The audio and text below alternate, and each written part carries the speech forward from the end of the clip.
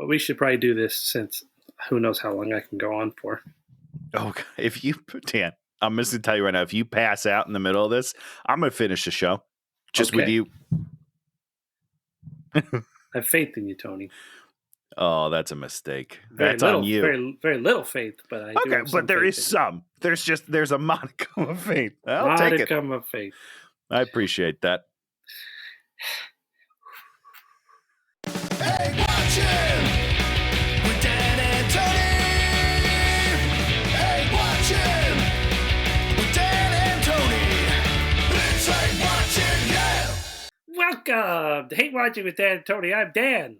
And I'm Tony. And Dan is now out of energy. That's all he could muster for the whole show. It's going to be low energy Dan today. We haven't seen low energy Dan in a while, so this will be a nice change of pace for the viewers. Geez, Sorry, I didn't mean to pluralize it. I always feel like I'm low energy Dan. Really? Nah. Sure, why not? Sure, why not? I have no awareness of anything I do. That's my impression of you, Dan. Very little. What we do on this show is we watch a movie, and then we talk about said movie, and then that's the end of the show. Then that's correct. That's a great summation. I appreciate it. Most shows like this are like, oh, we'll give you a hot 15, a sweet 20. Yeah. We're going to give you a gurgling an hour and 15 on this movie. It's going to be nice. It's going to be as long as the movie is. That's our ultimate goal, is to pontificate about a movie that's terrible for so long that we cause more pain than the movie caused when you were watching it. I think we do a pretty good job. If I were to rate ourselves, I think we're crushing it. And this week I got to take the driver's seat and pick a movie, and I ran across this one. I don't know, just somewhere randomly, and I was like, I've never heard of this movie. It had to have been pretty random because I had never heard of this. I don't know anything about it. And I mean, it's really one of our sweet spots is book series. Not kidlit, but what's it called when the YA, young adult book series, where it sort of has a magic or a science fiction thing, and then they think, this is going to be the next Harry Potter, and it's not. And these things could be the next Harry Potter if somebody actually read the book and then made the book into a movie, but instead they make the book into a big budget, shitty fantasy musherterpiece, just a pile of mush. Yeah, I mean that's an accurate statement. Do you want to say what it is before we get any further? Seventh Son. Never heard of it. 2014. This movie came out 9 years ago. Nobody knew, to that nothing. For some reason, I thought this was earlier. I thought this was early 2000s, just based on how it looks. Hour and 42 minutes, Universal. The star Jeff Bridges and this other guy named Ben something. Yeah, Benny Two Shoes. What's his name? Ben Barnes. 2 million followers on Instagram. Wow. This kid has just fallen into good situation after good situation after good situation, and hey, good for him. He's cute-ish. He's good looking ish. I mean, I know what Tony's big argument's going to be right at the beginning of the show. No, here's what I'm just going to say. He's not like super good looking where it's threatening. He's the kind that's like, yeah, you're good looking, but I could also see you be relatable. Terrible actor though. I'll just say he's not good. At least not in this. I don't know what else he's been in. Do you have a list or something? I looked at the things and I was just like, whoa, all over the place. Devoid of any charm whatsoever. So I just didn't care about him. I hoped he died. But then he's also playing against Jeff Bridges, which I also hated. So it was just a real tough situation for me. There was not a lot of good going on in this movie. And, where are these young stars? Why can't they find us the occasional young good star? Do you want to know the truth? Because I know the answer to this. They're all on TV? So, I mean, a lot of them are on TV. But what we do now, instead of looking for talent, Dan, we look for people with followings. So the people that have $1 million, $2 million, they're getting these deals that they have no business getting because that's the new fame. It has nothing to do with talent. It's if people will come to see the movie we put you in, we'll put you in the movie. End of story. And it's really ruining the business. And I sound like an angry man yelling at the sea. I understand that, but it's true. But I guess my question is, they don't come to these movies? You put this guy in there, and nobody wants to see this guy. No, nobody wants to see this guy. You know what they want to do? They want to watch a 10 to 15 second reel of him doing something. Hey, I'm handsome. Hey, I'm cute. That's it. They don't want to go see 90 minutes of this guy do anything. That's not the culture that's following him on these social medias. Yeah, it's weird. It's very weird. I'm just an old, bitter man not getting parts, you know? So we start off this movie and... Wait. Before you start the movie, I just wanted you to say what it was before I read this. This is the first sentence of the synopsis of the book series, which is called The Spook's Apprentice. Is the name of this book. Here's the first sentence. A wonderful and terrifying series by a new writer about a young boy training to be an exorcist. Two problems with this. One, this movie is not terrifying at all. No. So I'm assuming they totally missed the mark. And is he an exorcist? I mean, kind of, a little bit. Kind of, but not. He's fighting witches, a witch / dragon / ghost. That's the way I describe these creatures. Yeah, he's fighting. I just thought it was very weird. The Queen Witch. The problem also is, if you went a little further in that synopsis, I believe it says he starts out at 13. Yeah, no, he is a boy. Yeah, he's a boy. How old is this dude? Harry Potter, and he's, what is he, 24? Something like that? And I can't remember, but he's old. He's not young. How old does he feel to you? Does he feel 24? Like 22, 23, 24? He's young 20, like just turned of age drinking wise, and he's drinking alone in his room because his brothers get more love than him. That's what I looked at. Yeah. Yeah. So so the kid that's going to be the kid is not a kid. He's a grown adult. And it's once again these movies, when they finally get around to him training in the movie, he has like one whole week to like train up to be the dude. Dan, when did this movie come out? 2014? 2014. He was 31 years old. He was when not this movie came out. He is 41 years old right now. So he was around 31 when this movie was made. He was 31 years old? Yes, sir. Okay, That's as long as the internet is correct, he was born in 81, and that math checks out to me. No, that makes him like 33. Oh, is that? Well, I'm not good at quick math. I'm just going. And this is the right guy, Ben. What's his name? No. Ben Barnes. I'm looking right at his face. His dumb, goofy face. So you're hiring a guy in his 30s, 20 years older. How the hell do you think this guy is going to be in 8 of these movies if this is going to be a franchise? You're going to have to shoot them all 8 back to back in a 2-year span so he doesn't age out of the role. I guess they're like, he's 33, but he looks young. He looks like he's 24. He did look 20s, so I guess I'll give him that. I'll give them that. If they had cast him when he was 20, he'd probably look 13. It would have worked out perfectly. That is the most astonishing piece of information I've ever heard in my life. Oh, my God.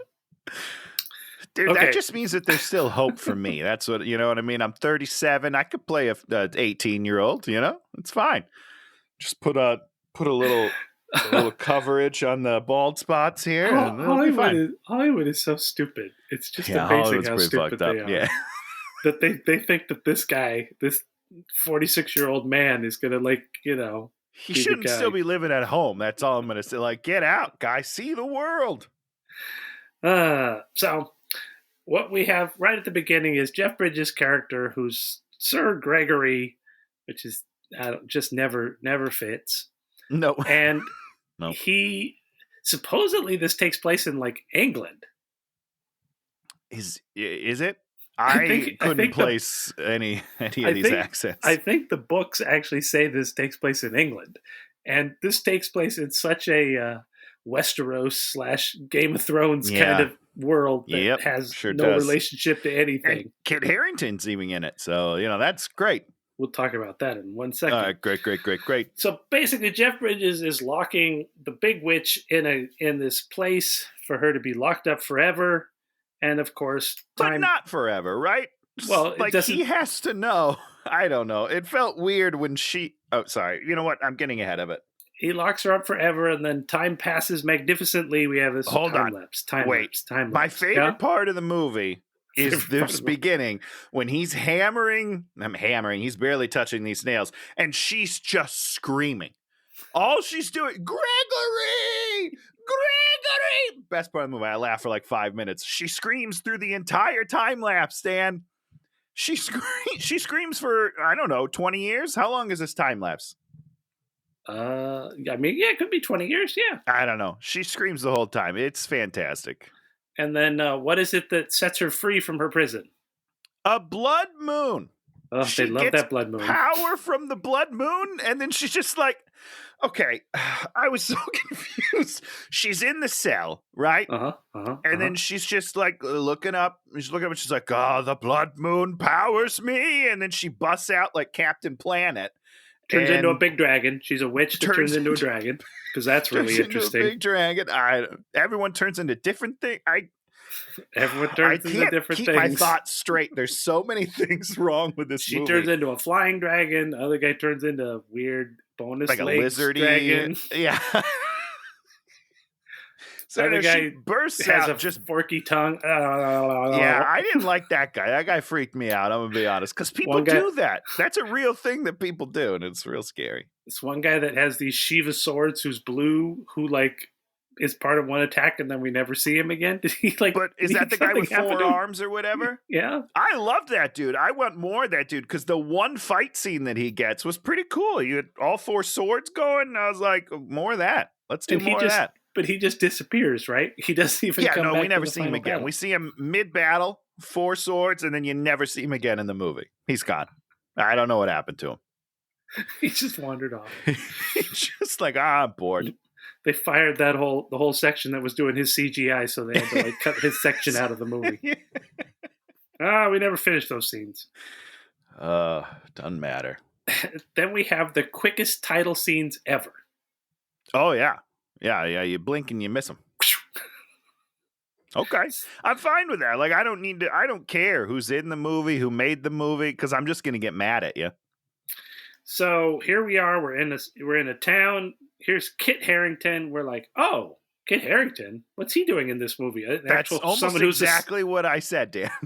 We're like, wait. He's the star of this movie? Oh, great. I'm excited. I was pretty excited. This has got to be mid Game of Thrones, right? When is Game of Thrones? No clue. I'm gonna look it up here. 2011 to 2019. So this is like smack dab in the middle. Jon Snow crushing the world, and they do him dirty. Do him dirty.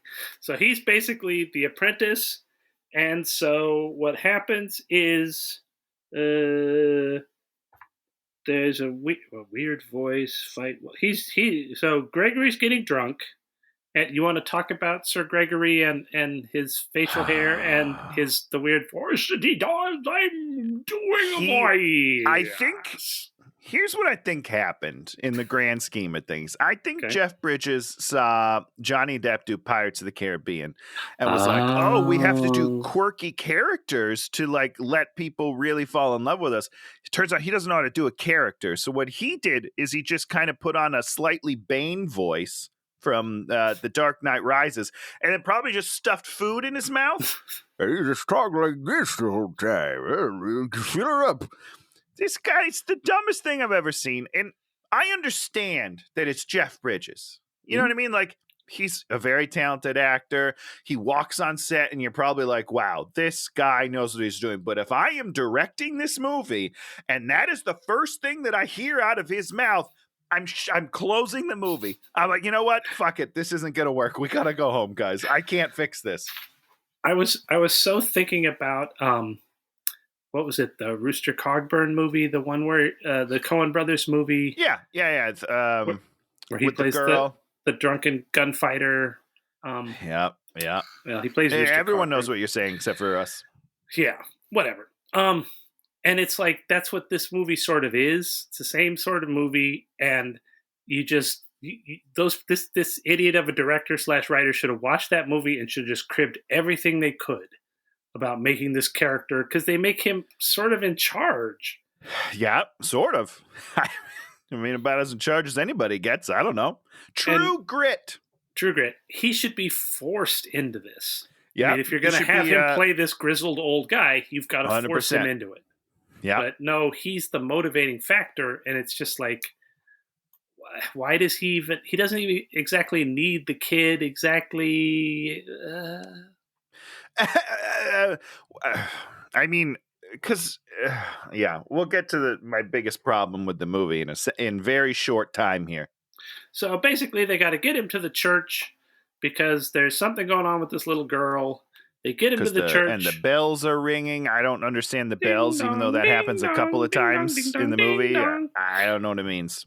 So there's a little girl there, and he throws magic powder on her or something, and boom, out pops Julianne Moore, the Queen Witch. Yeah, it's kind of creepy. Just the scene, he's like talking to this little girl, and he's like, "Come on out, show yourself, show me a true." It's very weird to me. I didn't like the scene.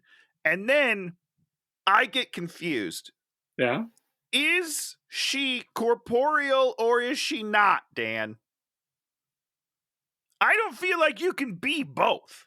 She gets to do whatever she wants. She can possess. Quite literally. She can possess. She can turn into her human self. She can turn into her dragon self. She can. It's like giving this grab bag of powers to everyone. Yeah. Right? Yeah, it doesn't make any sense. When you give everybody a grab bag of powers, you're just like, what's the point of any of this? You have to put limitations on your supernatural beings. A gajillion %, and any sort of rules would be good. If she had her body laying somewhere else and she was possessing the girl, like she could throw her, I don't know, her demon soul somewhere, or, I would at least get it. But she somehow is inside the girl and then shoots out as black smoke and then comes down as a human. What is happening here? More importantly, why is she here? Why is she in the girl? Why would this giant dragon lady be like, you know where I'm going to go? I'm going to go into a tiny child that has no ability to do anything.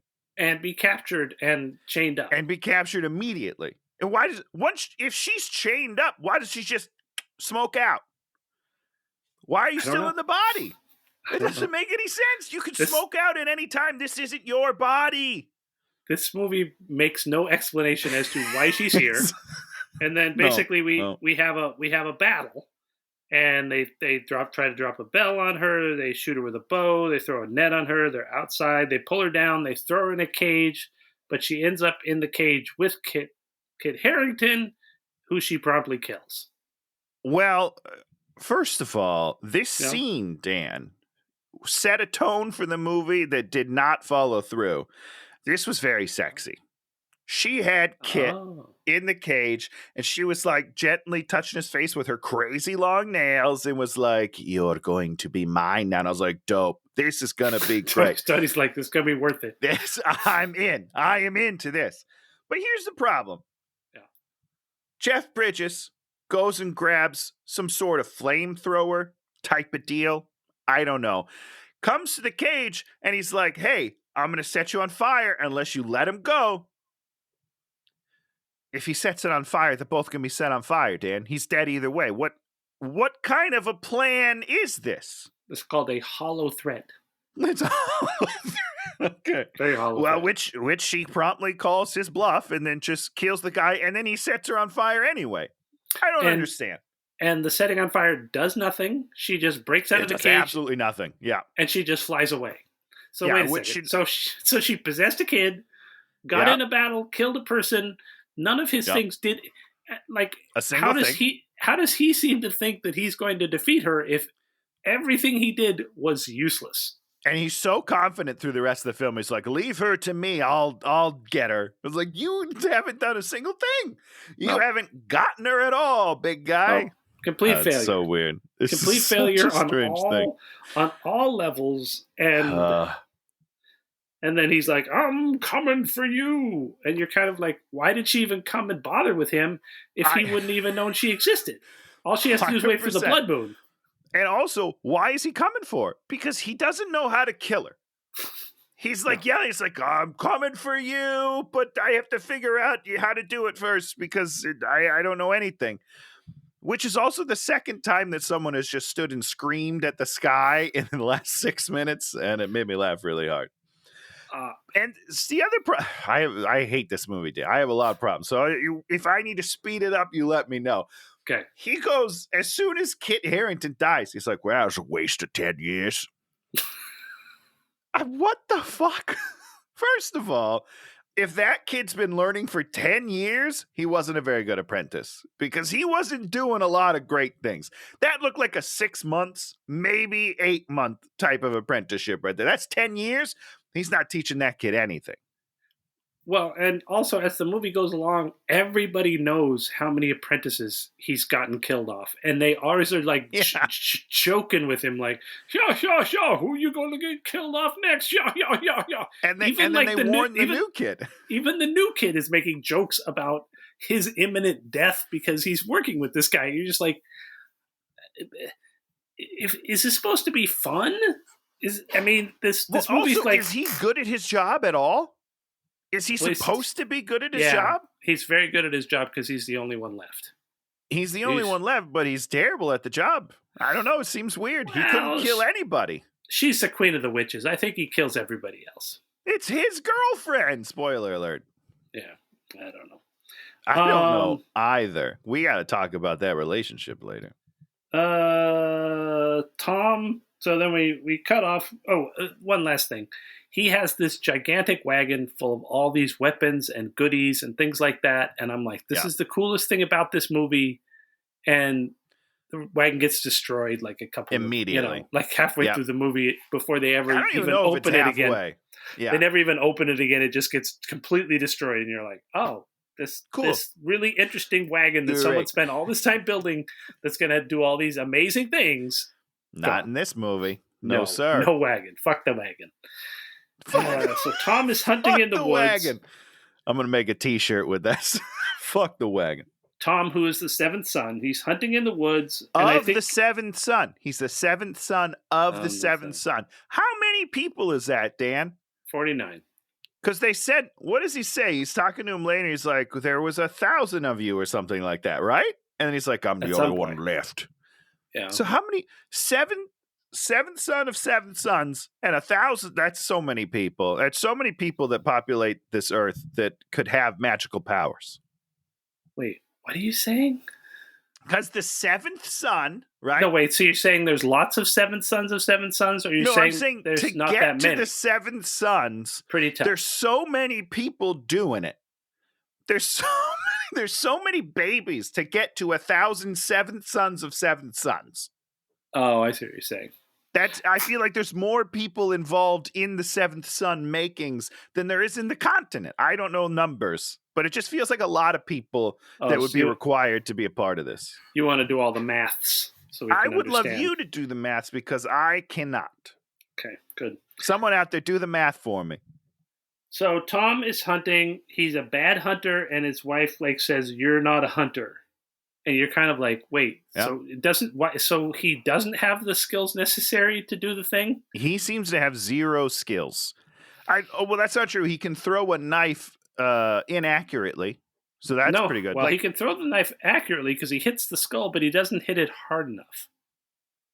That's a good point. Because he's got little baby arms. And then he's inaccurate. He's accurate, inaccurate, then accurate with power. Great evolution. I was thinking back on Star Wars, the original Star Wars. There's a point at which Luke Skywalker says, when they're talking about what the shot you got to make, he's like, "Oh, this is just like shooting womp rats back on Tatooine." Right. Yeah, it's something I'm familiar with.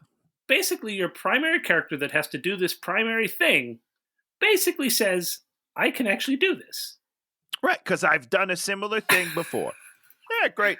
And I mean, he has to, get in the right position. People have to die. He has to go into the Force. Other things have to happen. But we're clued in that it's not just that he's born of a certain thing.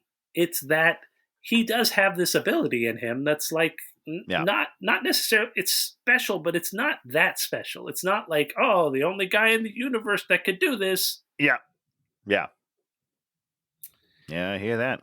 Okay, Jeff Bridges then boats up to where he lives because he knows where he lives.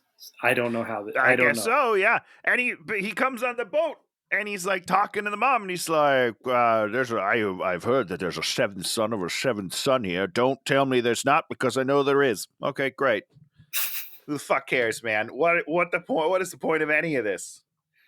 And he's in a hurry, but he's also hungry, so they have to feed him. And then here's what I don't understand. Does everybody know that seventh sons of seventh sons is special? I think so. Then why do they treat this guy like crap? He's mucking out the pigs every day. You'd think that you'd know that he was worth a lot of money. Right, or something. Because then they just sell him dirt cheap. Maybe make his dad evil, but his dad's not evil. I don't know. No, his dad's just a guy. Just a guy getting by. He's got too many kids to feed. Because he's trying to make a lot of kids. So mom gives him a magic pendant before he goes. Yep. Here's my pendant. Don't take it off. Okay, well, now it's going to be important. Great. I don't give a shit. Maybe make it more sentimental than just like a thing that I already know is going to be the thing that they need for the movie. Just a thought. Like maybe like, hey, you know what? You hang on to it. It'll make you think of me every day. I don't know. Something dumb. And more importantly, it's not a thing that they have to do to prove something or to get some edge, right? Yeah. I mean, I remember there was this movie called Dragon Slayer, which was in the 80s, about this young kid that has to fight this dragon. And at one point, he has to go to the dragon's lair and sneak in there and steal a bunch of dragon scales to make a shield. It's like fireproof or something, I bet. I love that. That's very smart. Boom. Somebody has to do something to prove a point to further their ability to succeed at the movie, as opposed to his mom going like, here's the thing you need to succeed at the movie. Here's the magical MacGuffin. Yeah. You're going to have to work hard for this. Here you go. Meanwhile, at the top of the mountain, the queen goes to her temple. There's this woman walks up and who's all burnt, and she's like, heal you. And, just magic healing. Just touches her face, and then she's completely healed. And she walks into her like secret lair, and it's all dirty. And I'm like, wonder how long it's going to take her to magic this back to being beautiful. Wave of the hand. Not long. She has the greatest power of all, which is just redecorating. I was blown away. Do you think the people that build that set that gets washed away magically, like, get a little pissed off that their set like just got like I would be annoyed. 12 seconds? That's weeks of work. You know what I'm saying? Like, we spent a lot of time making that look good, guys. So now we're at the bastards. Jeff Bridges and the kid are at the Castle City to buy stuff. He, of course, is like, I must go into that bar and get drunk because I'm an alcoholic, but it's not going to affect the movie. Somehow, which is ridiculous because he is. Like, he's drunk a lot. Is this the point where he tells the kid to get new shoes because, and I quote, it's near impossible to fight demons with wet feet? Is that a joke? I don't understand what that line is. Why is that in the movie? What is happening? He also tells him to go get some saltpeter and pork and, general supplies, food supplies. Yeah, that's true. That's true. He does. Which so, great. Boom. Here come the townspeople. Witch! We've got a witch! We're going to burn the witch! They're dragging the hot girl through the town. Which was very much, it sounded a lot like Monty Python when they were just chanting, she's a witch, burn her! And I was like, what is happening? So our boy Tom goes over there and is like, I'm with Sir Gregory. And someone's like, he's with Sir Gregory. I saw it. I saw it with my own two eyes. I saw it. And he's like, I'll take care of the witch. And so he takes the witch. Hand her over. Everybody's like, okay. all good. A whole mob was ready to kill her, and they're like, "Oh, great! Yeah, no, you do it. We're fine. We don't need to watch or see or make sure that it happens. We're good." He takes her around the corner, and then he's like, you're free to go. Hold on. Yeah, well, he, this guy wants it hard. How is that going to work? That if she wasn't a witch, she is a witch, and she has witch powers, but it's like, he's just going to, like, okay, he doesn't take her outside. He doesn't take her any place secret. Just like, okay, you're free to go. Yeah. As if she could just wander back into town after being proclaimed as a witch. About to be murdered. This is where I was confused. Does he think she's a witch, or does he think she's being wrongfully persecuted? Wrongfully. Because I was also confused. I was like, oh, wait, why do they think she's a witch? And then it's because she is a witch. Yeah. So I'm on the side of the town for burn her. She's a witch, burn her. It was very strange. You needed a line in there where it's like, she turned my cat into a pumpkin, or there something where you're like, oh, she is a witch. But they don't give us anything, and then he's ready to just magically release her, which, of course, then they would just grab her again and then murder her. You would think. But one of her special powers, disappearing. Unless it's life and death, and then she can't. But we'll talk about that later. Then they sort of talk, and he totally wants to get busy with her. Yeah, like hardcore. This guy has got it deep. He's never seen a girl before, I'm pretty sure. She's all like, close your eyes, but then never mention me to Sir Gregory. Never. Which, how is that not a red flag? How is that not the first thing you go, uh-oh, she's trouble. And we have a whole parallel thing where they keep on having secret meetings, and he never mentions her to Gregory. Never. He's the dumbest kid in the world. He's so dumb. What I love, though, is she's like, close your eyes. Close your eyes. And then he closes his eyes. Why would you close your eyes? What do you think's going to happen? Do you think you're getting kissed? Knife to the belly. Knife to the belly. Something bad should have happened. You are too trusting. Close your eyes. Oh, okay, no problem. Dead. You're murdered. But instead, she just disappears. Super dead. Back at the temple, she's back there. So somehow she could transport herself to things 7 days away instantaneously with nothing. Like, wow. It would seem. Being a witch and all this very powerful magic. It's incredible. You can literally do anything, Dan. It's amazing. Level 1 mage teleportation. Any distance. Whenever you want. Like, what the fuck? I want this magic. Like, yeah, exactly. Why is his mom like toiling in the fields if his mom's a witch also and she can do anything? No idea. Doesn't make any sense. So she's there. The queen then comes up and smells her. Very weird. And it turns out that this girl's the daughter of the acolyte of the witch queen. Which they look the same age. Am I wrong? They look very similar. Okay, the whole time, Naomi was like, no, that's her mom. And I was like, no, that's her sister. No, it's her There's mom. no way that's her mom.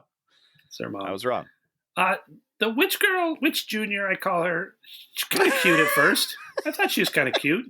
Witch Junior. Okay, yeah, I thought that first scene, I thought she was cute and interesting, becomes less cute and less interesting as the movie goes along. Yeah, for sure. I mean, they give her less and less to do, really, so. So they're going through a forest. Hold on. Yeah. We're already moving on from her talk with. Oh, what's her name? Yeah. So what is her name? Witch Queen Minerva. Merkin.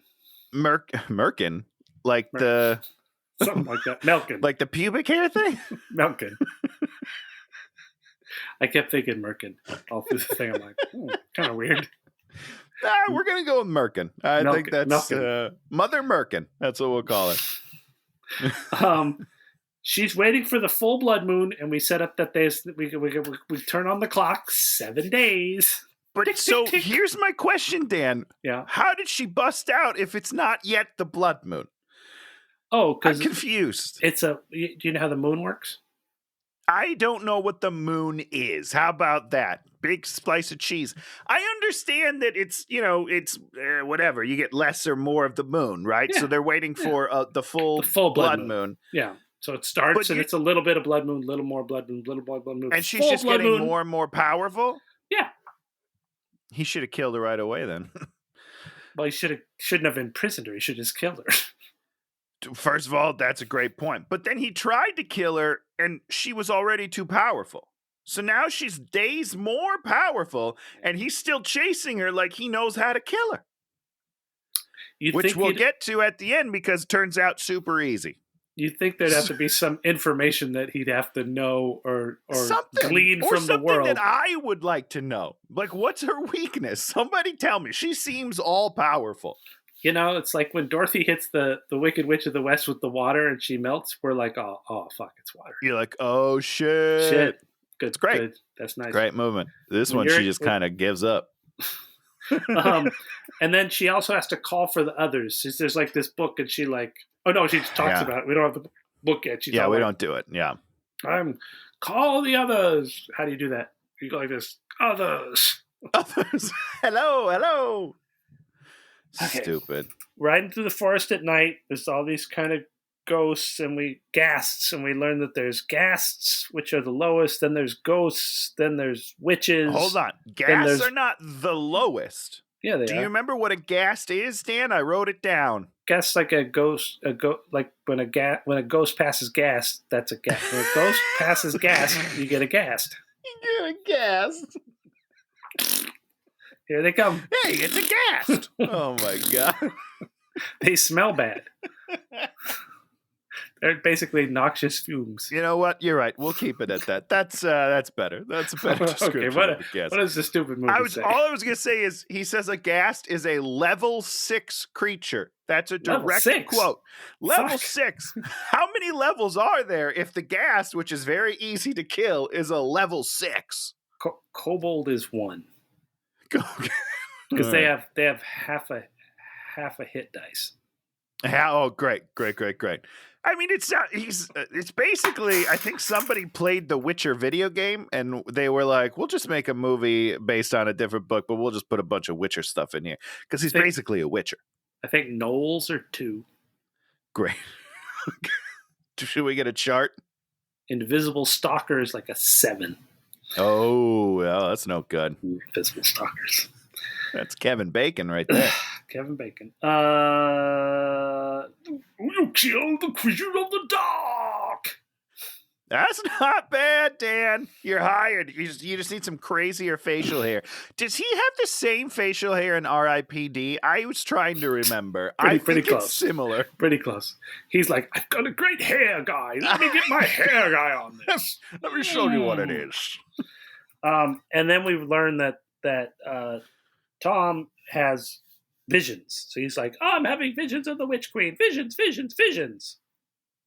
Yeah, which do they matter? Nope. I mean, absolutely nothing I thought to the maybe movie. I missed the thread that connected them. They don't seem to matter. Okay, doesn't cool. see something in a hidey hole that he can then exploit. Visions completely useless. Oh, where did she hide her heart? I saw in the vision where she hid her heart. Now I can grab her heart. In one of those hollow rocks you just lift up and there's the heart. Yes, there's the key. How do we get into the castle? Hide a rock. We get on the ferry and we get to meet Tusk. You want to talk about Tusk, Tony? I would talk about Tusk all day. I need a Tusk spinoff. He is the only person in this movie. Creature in this movie that I love. He's funny. He's cool looking in a real weird way. He doesn't talk at all, and he kicks ass later. He shows up and just knocks the shit out of some people. I want to know more about him, and they are very mean to him. Now, do you think that the prosthetic that he wears makes it so that he could talk if he wanted to? I think he was trying. I think he had lines and he was delivering them and they wouldn't come out and they were just like, let's just roll with it. It's fine. So he's like this big guy and he has 2 big tusks going up this way. Oh, yeah. He's I guess in the books he's like a Bogard that he's sort of tamed and sort of bound. As opposed to in this thing where he's just like random monster that just comes along for the ride. He just wanders off at one point and then like comes back and he's like, as loyal as you are ugly. I'm like, what the fuck? Yeah, Jeff Bridges constantly says you're as blank as you are ugly to this poor creature. It's so mean. he asks him asked Tom a relevant question. Can you change what happens in your visions? And then he's like, I don't know. And he's like, we should work on that. But later. But a different time, not in this movie. And I mean, what a setup. What a setup. Can we change what's in your visions? How interesting is that? An interesting thing to posit never gets dealt with in this Too movie. much for this movie, Dan. Okay, we'll ask the question. We'll save it for later. So we get to his house. It's this big weird house with like a forge in it, which I think the forge was running when they walked in. Not sure how you keep the forge running. I guess maybe Tusk keeps the forge running when he's gone. Ah, good old Tusk. He spends a lot of time walking around picking up swords, like looking at them like, and putting them back away. Is it a sword? Just trying to show off. You know, he's like, I've made these in the past. We find out that they've got to do everything in a week. I wrote down Mother Malkin, we leave at dawn. Tell the blood moon. Oh, no, 1 week till the blood moon. Then he says we leave at dawn. But don't we have like an extended training motif? Yeah, absolutely. Yeah, 100%. So is this also where he tells the story about Mother Merkin, or is that later? That's later, I think. So right. he says, oh, okay, you go. Go. Says to the kid, one rule, do not wander around at night. And then? I believe the kid wanders around at night. Immediately. I think it's 5 minutes later. And he gets, and we have literally the most worthless fight scene ever, where this suit of armor comes to life and the kid has to fight it. It's like got fire eyes. I don't know what's going on. It is.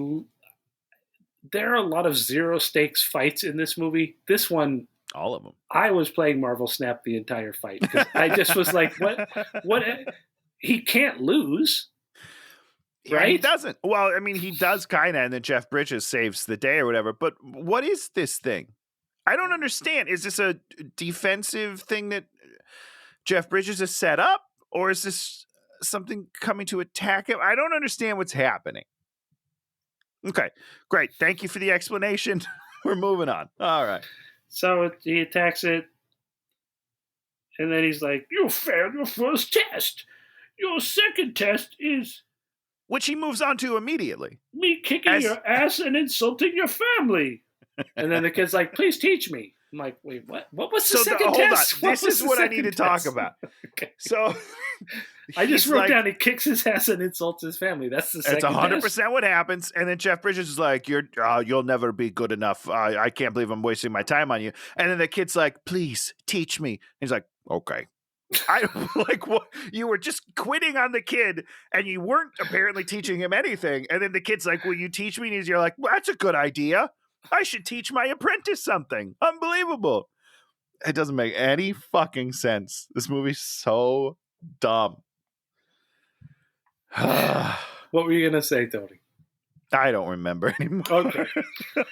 So now, okay, here we go. This is the thing that drove me crazy. I'd forgotten it drove me crazy because I immediately forgot about it.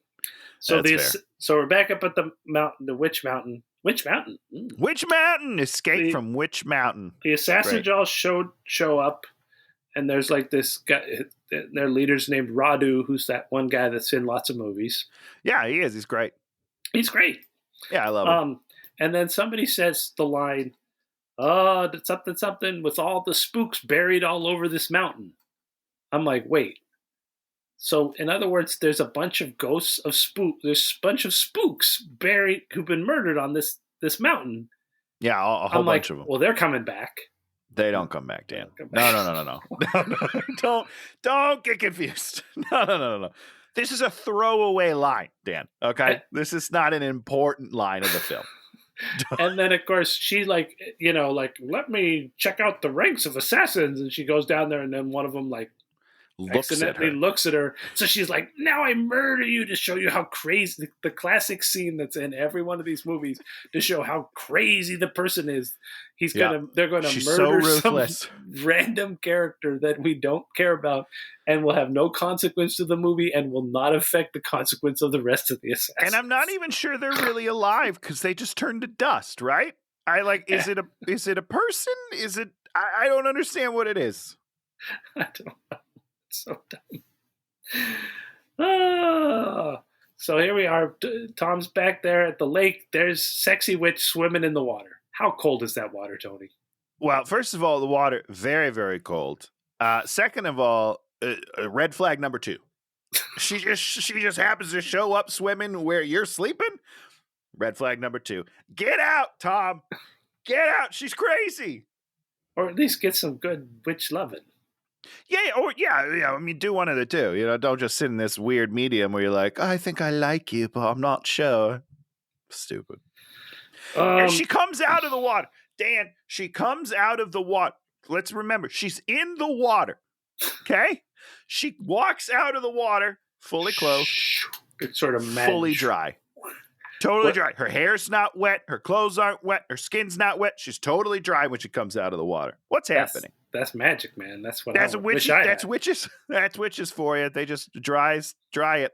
I get out of the shower. I gotta like wipe the whole thing down with the chamois cloth. If Shannon comes in there and the glass door has any spots on it, I'm a dead man. You are in trouble. Dead man. Have to put the fan in there. Turn on the fan. We got to run the fan for 15 minutes. If I don't do any of these things, I'm a dead man. I'm a dead man. They touch each other, and there's the blue spark.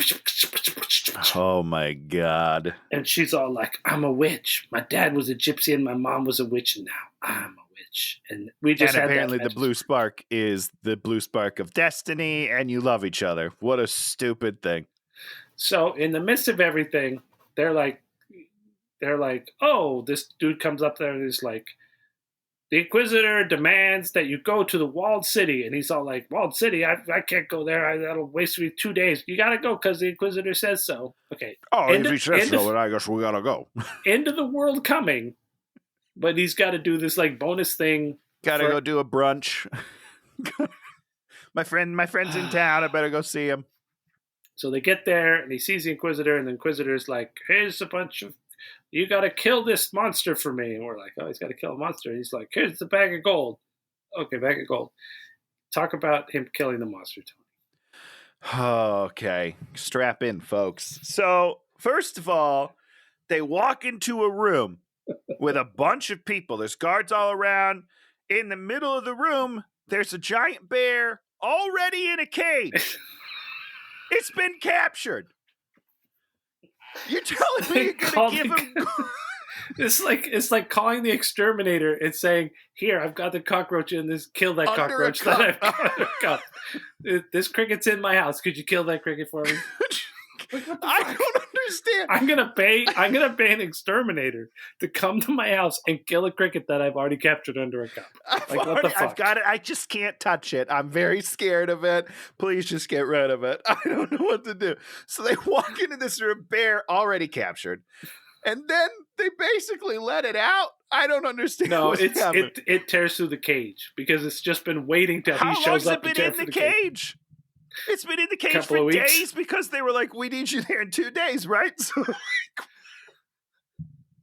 I don't know. He has to go out of his way 2 days. Yeah. 2 days out of the way. So this bear's been in there for a while, just chilling. And he's like, are you bringing the spook? Are you bringing him in? Because I'll just wait. I'll bide my time so I can fight somebody worthy. So the bear breaks out. Yeah. And their big opening move. Hold on. Before I say that, it's a cool bear thing. It's a big giant bear, and you're like, all right, we're going to have a fun battle. Instead, they throw a glitter bomb at it. It sparkles, and then it turns into a human, Dan. And do they shoot that? Do they shoot the human with bows when they have the chance of poking with spears? Nope, they don't do anything. They let him turn into a bear. Fight him. They let him turn into a bear again, don't they? And then they sparkle bomb him again. It's a glitter bomb everywhere. I hate glitter, by the way. It's the worst. And then the second time they glitter bomb him, he turns human again. Then they just go around and kill him, right? Because that's all you had to do. This fight could have been 30 seconds long or 0 seconds. Let's be honest. There's no reason for this to be in the movie. But I just don't understand. He's already captured, and then you immediately turn the big creature human. So you take away any fun of the fight whatsoever, and then we still have to watch it for like 6 minutes. Yeah. It's pretty terrible. exciting. It's pretty exciting. And then they're like, bring the oil. And then they're like, pour the oil on him. And then he's to the kid. He's like, light the match and kill the witch. And he's like, I can't do it. I'm not like you. And then he's like, not yet. You will be like me. I'm training you, so go skulk somewhere. I'm crying because I can't kill the monster. He does say bear. that, though, right? He zooms off on his carriage, just like, go sulk, boy. And then he rides off on the thing. I don't understand.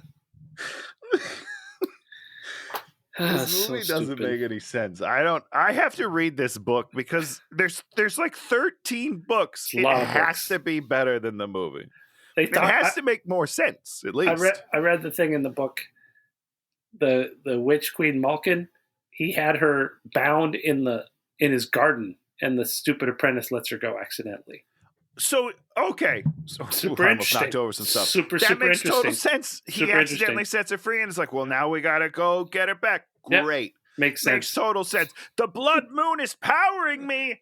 Superman out of the thing doesn't make any sense. So that I can have so then now we have the great scene with the 1,000 other 1,000 disciples show up. This cat shows up, the King of Swords, Binks the Warlock, and they're all like, "Where's Brother Bear?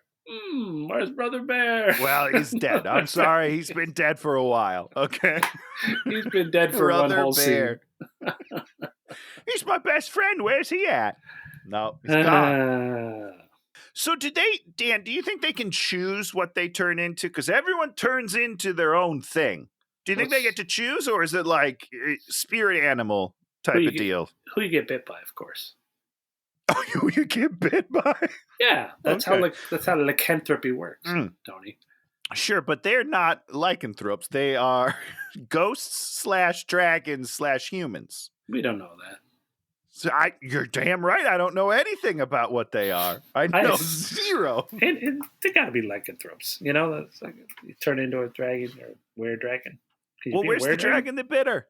How many dragons are out there, Dan? Well, she's a witch because she's got like that tail. So everyone's got their own thing going on. She does have a cool tail. I wish they would have used it a little more.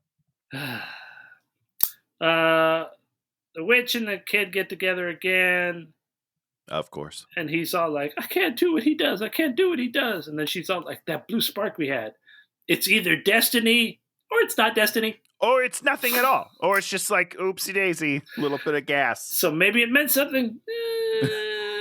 Maybe it didn't. And then she's all like, not. Gregory once loved a witch. And then he's like, okay. He's like to her, close your eyes. And then he kisses her without consent. And then they have sex? That is correct. It's assault for sure. I don't know. Did they? I don't know. Well, they kind of like, they do the kiss and then they wake up and they're like laying in the bed. Oh, you're right. No, they definitely did it. Yeah. No, they went to Pound Town. Yeah, you're right. Wow, Tony. And talk it up. Pound Town. There's a day trip to Pound Town. Let's go, baby. So he goes back and finds Gregory. Once again, aren't we under the crush of the blood moon? Dan, do you not know how moons work? Okay, they're totally exactly arbitrary. I actually know how moons work. I also know how travel works. I have studied the moon. I know the moon. This is not the moon. You know, I got to give this to Will Smith and his stupid kid. Even in that movie, at least they sort of were like, okay, here's a map, and we got to go here. We got, it's like, sure. Now you got to hide in the pig's den, and now you're running out of air. At least there was like something in that you're kind of like, oh, okay, now he's got to jump off the cliff. I can kind of follow why you're doing it a little bit. This movie is like, I don't know where these places are and how they connect or what they have. They have to be far apart. No, right? they don't. I mean, we're talking days they don't. They don't have to be far apart. Okay, let's see.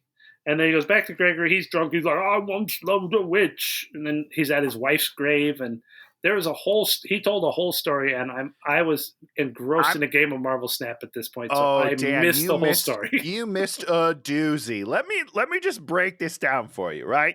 So he's like, hey, I loved a witch. Yeah. Okay.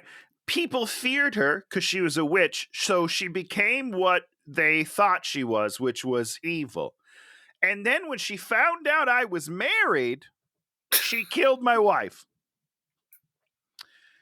Now, I'm a little shaky.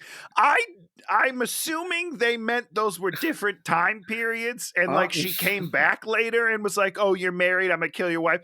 To me, it sounds like he's cheating on his wife with a witch. She finds out that he's married, she murders the wife, and then Jeff Bridges blames Tom, essentially. He's like, "This is why I've been so hard on you, Tom. Because he murdered your wife? I don't understand what's happening." And there's like this weird gravestone and everything. They're by. They had time to cruise to this gravestone in the middle of somewhere. In the middle of the thing. It's like, I'm sorry, but the end of the world has to take precedence over visits to the old gravesite. Visits to your already dead wife. It's like, if she was dying, I'm okay with it. You go say your goodbye. She's like, "Hey, the world's going to end. I'm either going to save it, but either way, you're dead. So I'm going to say goodbye before I go." She's already gone, Dan. She's a headstone. Or you're like on the road and you're like, "Okay, we got to take an hour detour. I got to do something important." He leaves flowers and he talks to his wife and it has like a moment, a beautiful moment. Great, yeah. Spiritual. This is heavy. I love it. "I'm just stopping by here to be drunk off my ass." Meet my wife, Tom. This is so good, though. They're on the road again. I think this is where Tusk just shows back up again. Yeah, constantly. Then they get attacked by a Mogard who's blind. He destroys the wagon. They run through this crack in the thing, and then they end up the other side, and the crack leads to them being on a cliff, and they have to jump off the cliff because the Bogart can put its arm all the way through the hole. 20 feet through this tunnel, just the arm? Doesn't make any sense. And then it goes there, and it's like looking down at them, and amazingly, there's like this poor fisherman with a raft right below them. Below them. Like, they've traveled through all this countryside. We never see anyone. Boom. But this guy's just having a nice Sunday, just catching his dinner. And then two human beings fall out of the sky. And what does he do? What did he do? He said something He went funny, like this. Oh, that's it. That was the whole reaction. He just looked at him and goes, "Oh, full stop." And then they look up and there's the Bogart. And I was like, oh, shit. But they said he was blind. And I was like, oh, no, he's going to start picking rocks. Because that was the whole thing. Back in Dungeons and Dragons, when you fought cliff giants, you know what they did? They picked up rocks and they threw them at you. And you got fucked up. They threw them. You tried to cuss you. Yeah, absolutely. And what does the Bogart do? He jumps into the water. Wait, but before that, Jeff Bridges assures everyone they hate water. Don't worry, we're safe. They hate water. Immediately jumps in the water. This guy is not good at his job, Dan. He doesn't know anything about anything. It grabs the kid like this, holds on to him, holds on to him, and just lets him go. You know? I mean, you know how hard it, right? If I had some grapes right here, I'd take a grape and I go like this. Some grapes. You know what? It's gone. You're dead. Okay, let's see. But then you don't get to eat the grape, Dan. See, that's the problem. Here, I'm holding onto a human being. There's no more human being. There's like all its internal organs just shot out its mouth. Everywhere. And it's a fucking bloody fucking mess. No, I'm going to just hold on to you. Hold on to you. Hold on to you. And then they go over a waterfall. They go over a waterfall. He like swords it in the head. And then the witch shows up and says, the witch's mom warns him. Oh, then the witch's mom shows up and is like, stay away from my daughter. Yeah. I have time in the midst of everything to show up and say, stay away from my daughter. And I know that you're the enemy. I'm not going to do anything except for tell you to stay away from my daughter. That's like the reason I'm here. Does he pull out the stone there and like, I've got the stone? No, she points a sword at him, and then the stone shoots energy or something. Yeah, something weird. It's angry. Okay, so then he goes back, and then Jeff Bridges, of course, this guy's gone over a waterfall, and then Jeff Bridges' character just walks up. You know, I'm here. Just chilling. Yeah, just be like, hey, what's up, man? And then he's like, you do not die easy, Mr. Ward. Okay. And Gregory's he's very happy, and then he pulls out and shows him the unbent sword, And then he finds out that his mom's a witch. That's why he has the visions. And then he's like, come on, let's go do a job. Let's go do a job. Yeah, that about sums it up. Yeah. So back at the thing, we find out the junior witch doesn't want Tom killed. Her name's Alice, by the way. Alice doesn't want Tom killed. And then they're like, well, if you go get me the stone, then it's all not good. Killing. And it's like, this is your classic kind of bullshit, right? You know, where you're like, oh, okay, here's what we're doing. We're doing the stone. She's got to steal the stone. And then he's got to feel betrayed. And then that's going to be his lowest point. And then it's going to find out that she didn't steal the stone. But we know that if she steals the stone, that she's in love with him. And it doesn't mean it, you know, we know correct. We know that she is completely virtuous. Everything means nothing. Yeah, and if we don't have some level of doubt about her virtuousness, what good is she? What good is she? What good is anyone in this movie? What's the answer's none. What's the next scene, Tony? Let me see here. Brimstone, get it back. That was after she stole it. Four-armed man is pretty dope. That's the next line I have. Is that right? That is the next scene. All right. The witch and all of her friends decide to teach the walled city a lesson for killing Urog. And so they just go there and have a big fight scene. They just fuck everyone up. And then Tom's witch mom is there and she kills one of them and then they just kill her. Yeah, I mean, yeah. Yep. And then they burn down the whole city. But here's an important thing to know. There's two important things to know in this scene. That is boring? Well, sure, it's boring. Number one, the mom dies pretty much immediately when she meets Merkin, right? Doesn't do a whole lot, just gets killed. Number two, Merkin calls her a traitor. Yeah. That's going to come important later in the film. Is it? Keep in mind that she was a witch. She went against her own kind. Merkin realized it, called her a traitor. Put a pin in it. Think of how fun Hansel and Gretel Witch Slayers was. I don't want to because it makes me acknowledge that you were right, and I refuse to do it. So I'm not going to do it. Good movie. Well, it's certainly better than this. I'll give you that much. They're walking, and boom, Tusk is not dead. He just walks up. You're like, Tusk, you should be dead. Not dead. Yeah, no, there's no explanation to it. He just walks out of the woods, so it's fine. And then Gregory and Tusk are like, Gregory's like, okay, Tusk and I have to go do something. You stay here. And he's all like, okay. And we all know that that's code for it's time, witch kissing time. Witch just appears instantaneously. Yeah. But they circle back to try to kill her. And I was like, okay, this is the first good thing in the whole movie. Yeah. Doesn't work. He jumps in the way of them trying to kill her, and then he lets her disappear. And then they're like, well, the pendant! He took the pendant! And she stole the pendant. Did. There it is. But we know she's going to use it virtuously and whatever.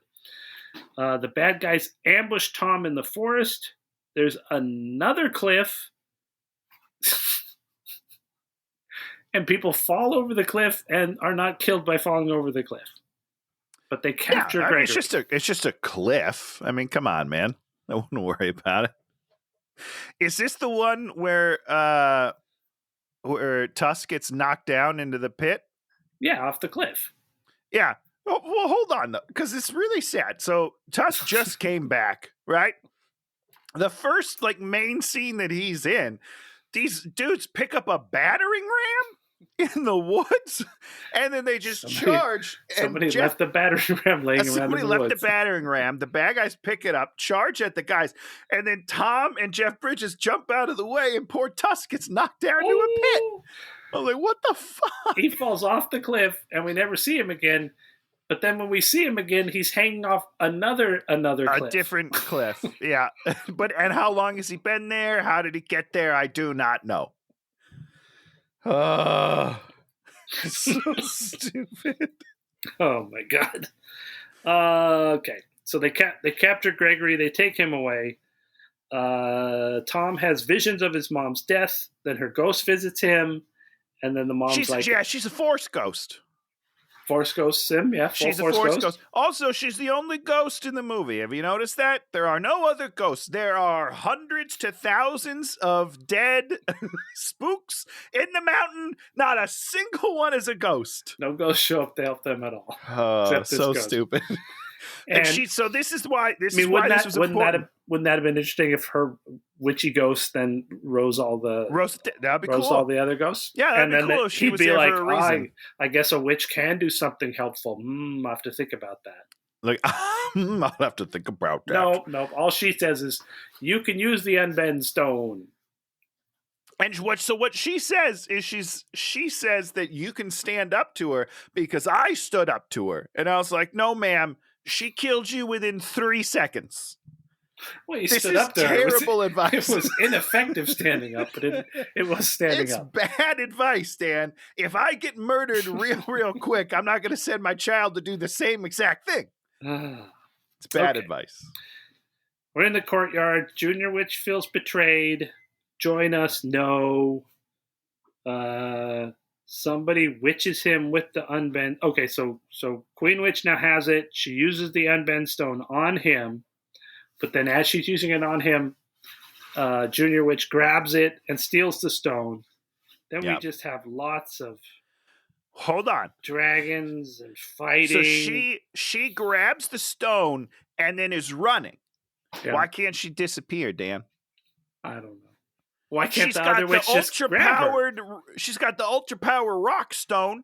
Her powers have to be multiplied. She should be able to disappear to anywhere in the world, as far as I can tell. At some point, she gets knocked down and it falls on the ground, and then she sort of forgets it exists.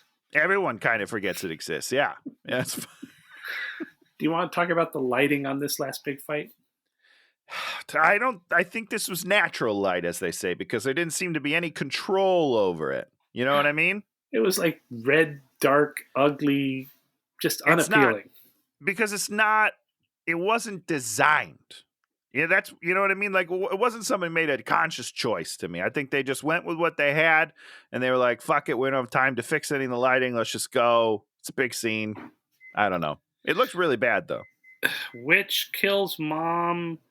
Gregory goes to fight her alone. Love talk. She chokes him, but Tom throws a knife. Hold on. You're skipping over a lot of important stuff here, Dan, okay? So that was it. Tom just throws his random knife and kills the witch queen. That's what it does. Okay. He just throws he throws a random knife. Just like, oh, look at this. I threw a knife at you and you die. Well, he's been training to throw knives the whole film. That's true. So it had to come through at some point. But she just quits. Nothing happened to her. She was just tired. The all-powerful witch was just like, man, I'm going to lay down here. Let's have a little chit-chat on some bean bags, Jeff Bridges, and we'll just talk it out. And then she gets knifed to death.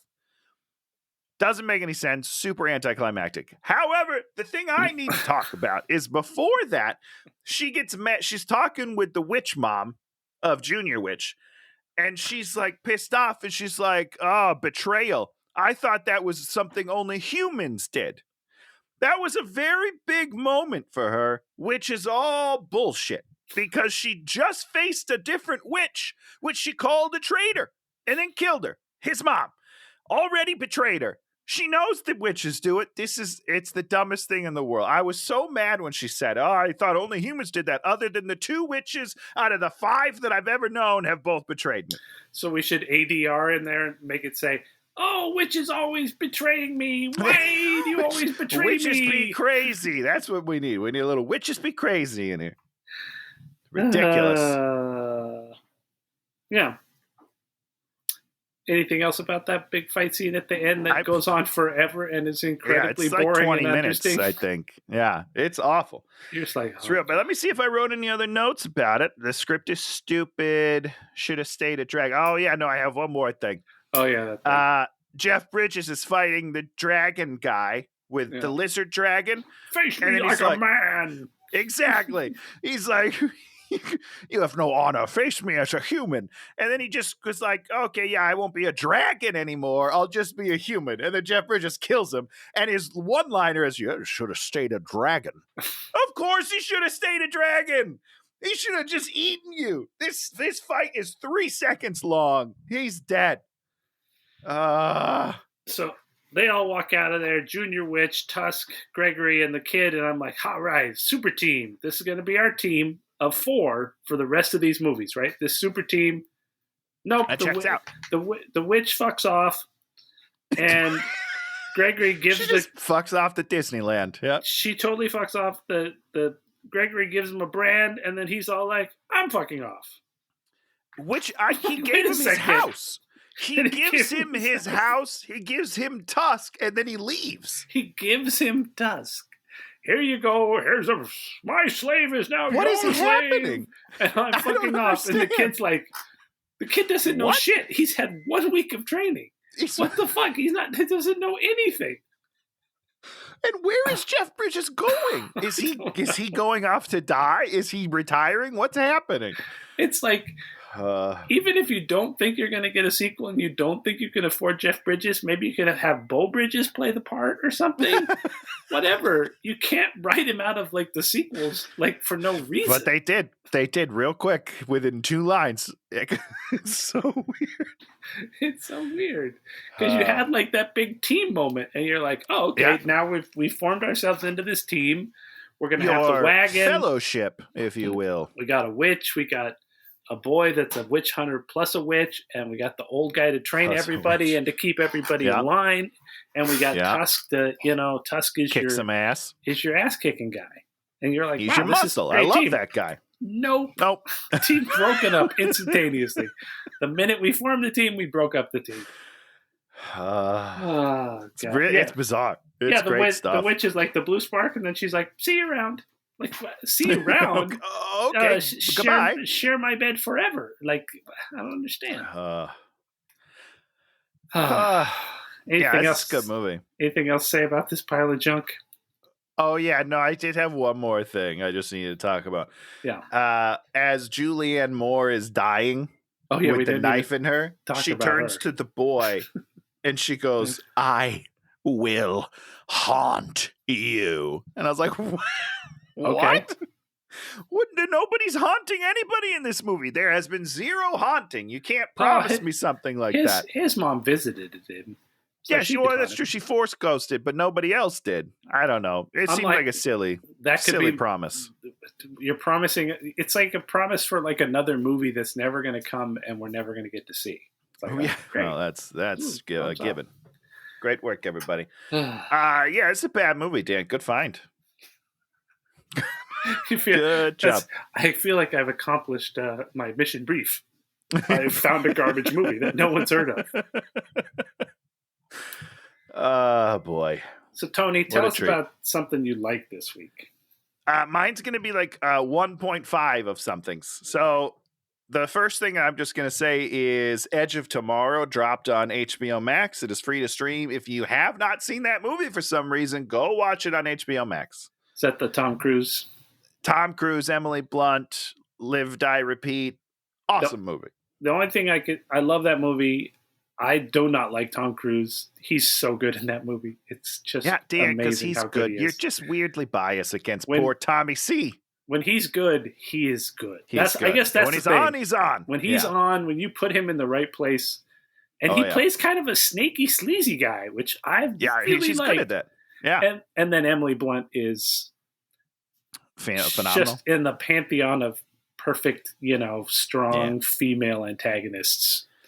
She's like, let me at this. I'm going to show you how to play that kind of character. And those, she's right in that, Aliens / Terminator 2. These Sarah Connor. These so incredible women that fucking tear up the screen. Amazing. Yeah, so that's on HBO Max. If you haven't seen it, go watch it. But the other thing, Dan, have you heard of this Twitch channel called Watch Me Forever? Oh, the stupid Seinfeld thing? The Seinfeld thing. I am addicted to it. I don't know what's going on. Whenever there's just silence in the house, I'm just like, I'm just going to throw it on. I'm just gonna throw it on in the background. But it's not funny. It's just weird. I don't know. I laugh really hard. The way that they move. You slap because it's so weird. It's so weird. They sit down and then like their head turns around 180 degrees. Like they sit down facing the chair and then their head just slowly turns around. It's some weird shit. And there's it forms things in like the structure of a joke, but they're not jokes. No. And I just laugh so hard. I don't know. It's weird, but so it's made. Give it a shot. Made for. It's made for you, Tony. That's right. Thank you, machines. Thank you, all the machines out there. I went on there yesterday and I was like, let's see how many people are on. It was like 11,000 people were watching. And I was probably one of those. That's not that many, though. I mean, I was surprised that I thought it was going to be a higher number than that. In the grand scheme of things, it's not that high. But for what it is, I feel like it's pretty high. You know what I mean? Because it doesn't make no sense. It's interesting because, like the people that make this are all like, this is the future of entertainment. We will have entertainment that will stream 24/7 and then it will not be produced by anyone. And you're like, yeah. No.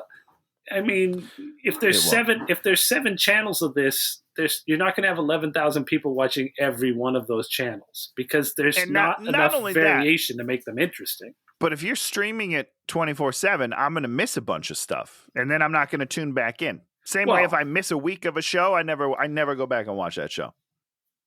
Really? I mean, until it comes out where I can then binge watch it. Sure. If I miss an episode, I'm done.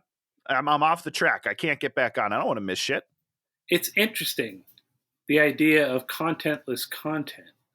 Because it is contentless. Because there's because you can't re-reference it. You can't say, there are no water cooler moments where you're like, oh, that was really funny when Kevin James got kicked in the nuts. I laughed. Yeah. Yeah. I don't know. Yeah. It's interesting. But I'll tell you, I do not believe for a second that this is the future of entertainment. Just for the record. God, no, not at all. No. There's so many people that think it is, and you're just like, oh, you sorry. They don't know people. What entertainment is. You know what I mean? Yeah. Anyhow, what do you got, Dan? Lockwood and Co. Damn it! I want to see this so bad. Sorry. I watched the whole thing. Is it good? It's great.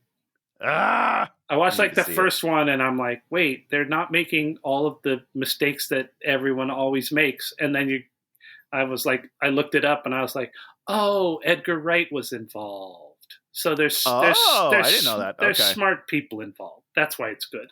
Got it. It's not. I'm very excited about this because I tried to watch like the National Treasure TV show on Disney. Yeah, it was so painful. I turned it off. Yeah, it was unwatchable. Yeah, I tried watching that movie, The Menu. Oh yeah, okay. I haven't seen that, but that's on my list of things to do. Maybe not. Everybody loves it. She's such a good actress. You're just it's so funny. Like she's acting against that other dude. I don't know who the dude was. And you're just like, I would not want to share a scene with her. Not even close. Sure. She's like so good. But is it good? I can't tell by your face. I had to turn it off. So it's not good, but she's great. She's amazing. She's incredible, but it's just, you should watch it. I'd like to talk to you about it. Okay. I mean, because it's Ralph Fiennes, right? Fiennes? Oh, yeah. No, everybody in it's great, and it's okay. Just at a certain point, you're just like, okay, I'm not. This premise is not working for me. Interesting. Okay, no, I'm in. I'll give it a look. See. Tony, you got us a movie for next week? Something really, really bad. It better be bad. I brought a Seventh Son. I mean, it's hard to beat that. So let's go the opposite direction, shall we? Watch something good? You're going to be mad at me, I think. Uh-oh. Because you made a joke earlier that this movie's only like 90 minutes. And you're like, well, I didn't go 2 hours and 20 minutes. This is a long movie. Oh, jeez, fuck you. It's very, very long. It's very, very new. And we watched the original already for this podcast. It is, of course, the new Avatar movie. How can we watch the new Avatar movie? We can't disclose that on this podcast, but I will talk to you about it when we get off. Oh, God. But I need to watch this movie, Dan. Oh, you haven't seen it yet? I haven't. Have you seen it? No. Okay, yeah, no. We're gonna watch it and we're gonna see what's going on because people seem to really like it. They've made lots of money. Well, they made a lot of money, but I don't know. We're going to figure it out, and I'm going to go to the movie theater, and Tony's going to go to the movie theater, and we're going to watch the movie in a way definitely giving you guys money. 100% going to pay you money for it. Don't worry. I mean, is it streaming yet? It's not streaming yet. No, it's not streaming yet. No, okay. No. Well, we won't talk about it. We're going to go to the movie theater. Go to the movie theater and pay $27 each for a ticket and buy popcorn. Did you get that? Did you go get the movie popcorn at Trader Joe's yet? I did not. I actually totally forgot about that. I'm going to make a note. Stand by. Make a note. I'm adding it to my note. Trader Joe's. So we'll be back having watched Avatar in the movie theaters. The only legally sanctioned way of watching said movie. Exactly. Then we'll talk about it, and I'll have a ticket stub that is going to be somewhere.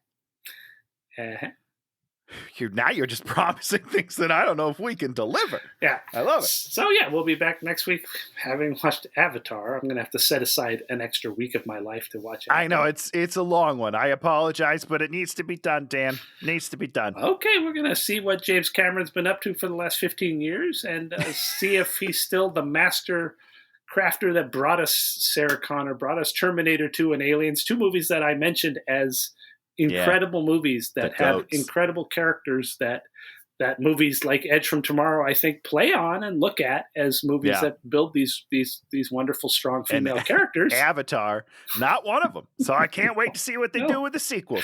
So we'll be blasting some holes in Avatar. And if you like what you see, give us a thumbs up, leave us a comment, or maybe subscribe. And we'll be back next week with Avatar 2, The Way of Water. Goodbye, everybody! Hey, watch him! We're Dan and Tony.